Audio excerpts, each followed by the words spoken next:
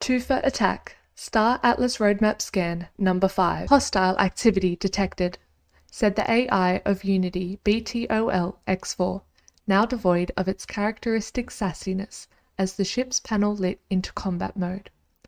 Way to go, Wen. You had to go through the asteroid field, even though 11 out of 10 kids that dream of being a pilot know better than to go through an asteroid field this deep in space, sneered the Marines, hastily tapping the console, preparing the vessel for the encounter. Wen knew he messed up. That's what getting all emotional does to you, he thought. You make mistakes. Now you will become the loot of some random deep space attacker. Congratulations. Wen assessed the situation. They were halfway through the asteroid belt when 2 signatures appeared on the radar. Don't worry, Iago, Wen said, keeping his gaze on the ship's console. As you said yourself, we are heroes. No hero worth his salt would die in such a dumb way. They had been pretty unlucky, Wen concluded. It seems they had passed right next to their ambushes. Otherwise, the flawless stealth mechanics of their Busan thrill of life would have spared them this chase. Iago looked to Wen, trying to decide if his friend had finally gone mad or if this was another incursion of the so-called human humor. When he saw the smile on his friend's face, he couldn't help but share a constrained laugh while shaking his head. Yeah, that was the Wen he knew. Things will get entertaining now. The ship console displayed a hologram of their 2 guests. The sight of 2 Tufa theists knifing between asteroids and closing the gap did not bode well. Hostiles closing gap due to superior impulse engines and maneuvering thrusters, reported the AI. Initial analysis shows the chance of victory in combat at 1.5%. Come on, computer, give us some good news, Iago interjected. The chance of escaping is 3%. Iago tried to swallow, but his mouth had gone dry. The AI continued. In situations such as this one, the Article N degree 1.728, Section 2 of ATMTA Code of Conduct establishes that crew members should state their will after the... Whatever the AI said was muffled by the explosion of the first missile. It came unhealthily close to their vessel before colliding with a fragment of an asteroid.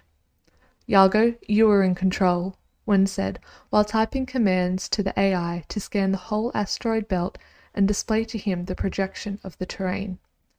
They were now getting to the point where hardpoint weapons were a threat, including lasers reaching dangerously close to them, splashes of green light reflected on the cabin walls. Soon their shields would suffer damage. Iago was a talented pilot. Aside from his cheekiness and the firm belief of being chosen by the gods, he had the talent to back up his mouth. Until a certain point, at least.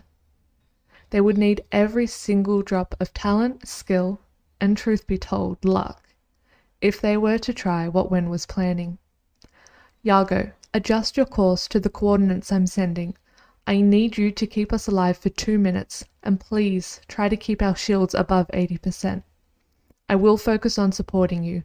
Just pilot and don't crash into anything until I say so, Wen said, while entering the countermeasures bay and turning on manual weapons control. Awesome, Wen. Maybe I should also prepare another round of coffee for us. And who knows, give you a freaking massage while I'm at it as well, right? Wait, did you say don't crash until I say so? The Marie said in a small, panicked voice while doing a sharp turn to the right that tested the limits of the single maneuvering thruster the BTOL had.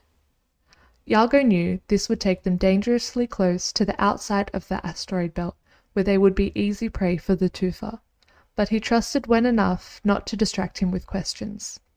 He must have a plan, the Maurice reassured himself. He always has a plan. Indeed, the basics of a crazy, mostly suicidal plan started to form in Wenn's mind. He hated every single aspect of it, even though every other scenario that he tried to think of was doomed to failure.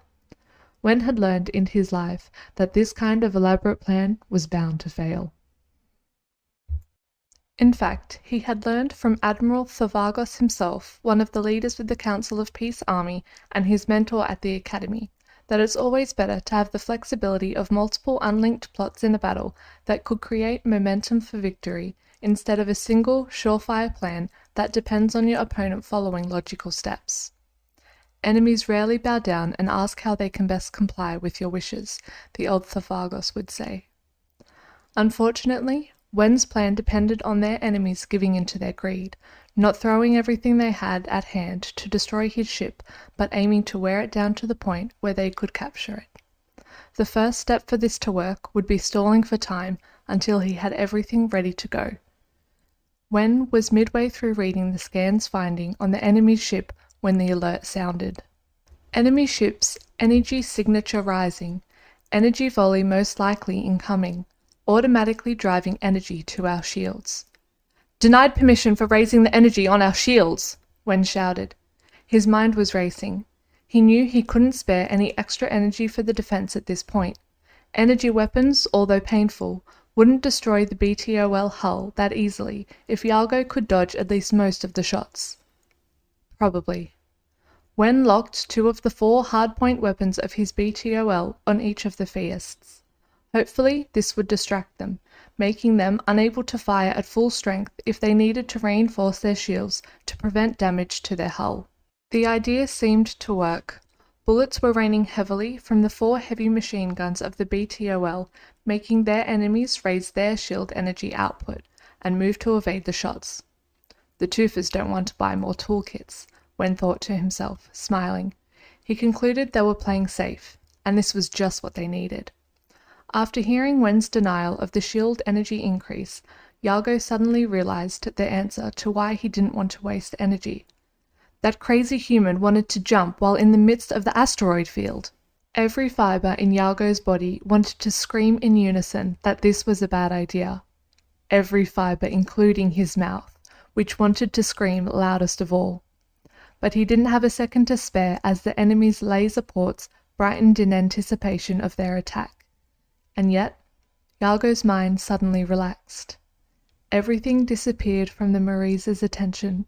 There were only the controls of the BTOL and the asteroid before them, and the volley of the lasers coming their way.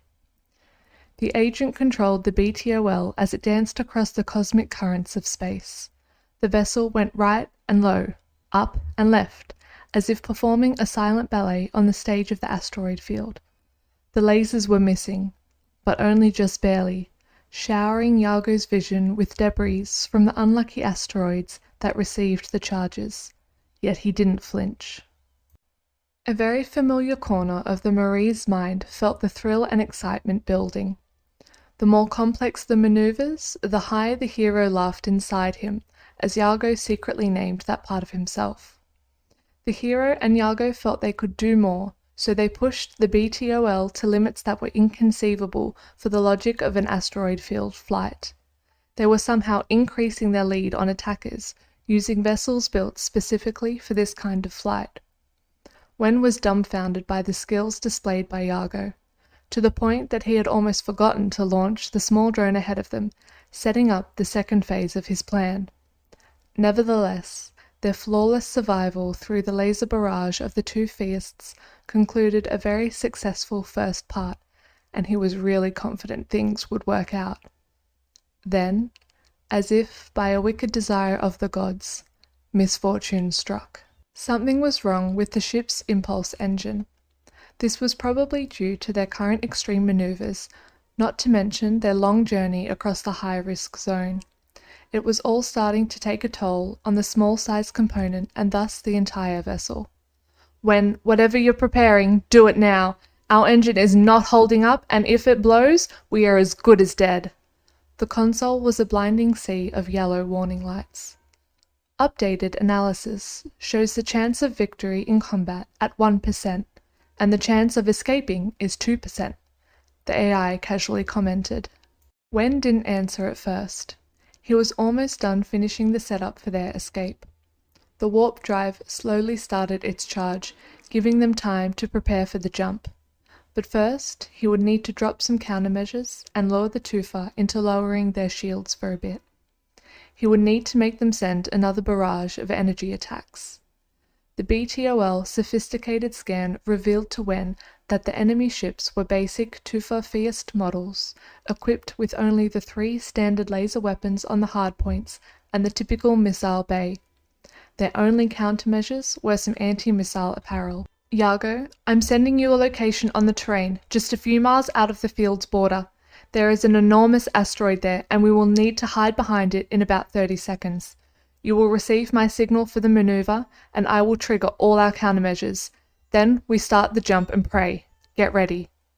Yago opened his mouth to protest, but closed it again.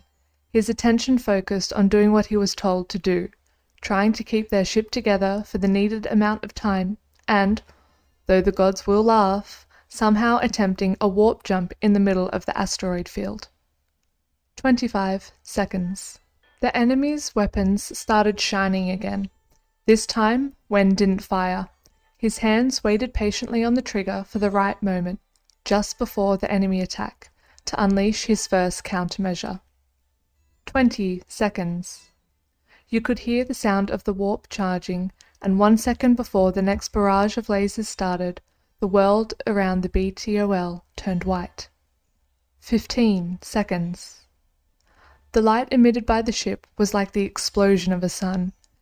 As the enemies focused their energy on their weapons, their shields could not prevent the blinding flash that followed, making them temporarily blinded. 10 seconds. A few seconds after the blinding light, an EMT missile exploded, jamming the radars and communications of the Tufa-Fiests. 5 seconds. Just after passing the asteroid, Yago used all his ability and pulled what mud literature called the Pudjikev maneuver, making the ship stop really close to the giant asteroid hidden by the celestial body. 1 second. It won't be enough, Wen! Even with their radars jammed, they will come searching for us in a few seconds, and there won't be enough time for the jump, even if that won't kill us, Yago shouted. Full power to the shields! Wen yelled as he pushed the manual lever, leaving only enough energy for the space jump. He wasn't sure his calculations were correct, as he had never been so deep in space, and the celestial charts weren't precise about their sector, but there wasn't any other option. After the initial shock caused by the sudden blindness and the EMP effects, the Tufa started moving again. As soon as the 30 seconds passed, a new BTOL seemed to materialize in the distance. It appeared that their vessel had just kept flying straight for those who were blinded. The 2 Tufa passed at their maximum speed through the asteroid, eyes on the illusion created by the drone sent by Wen. You are a freaking genius, Wen! Really, I won't even be mad if we die now. I will congratulate you in the afterlife, the Maries shouted. I'd rather you brew me some of your exotic beverages in this life, though, Wen replied with a smile of his own. Get ready, brother. We are almost there, he added. The ship's warp drive surged with power. The shields were on maximum output, which would hopefully be enough to protect them from the few asteroids ahead of them. The Tufas quickly realized that they were being played, and maneuvered their ships to enact vengeance on their cheeky prey. They both set their missiles, aiming to completely destroy the Busan thrill of life. The missiles flew at an impressive speed. See you around, losers, Yago managed to say, but just then the world around them turned into a blur of speed, light, and darkness.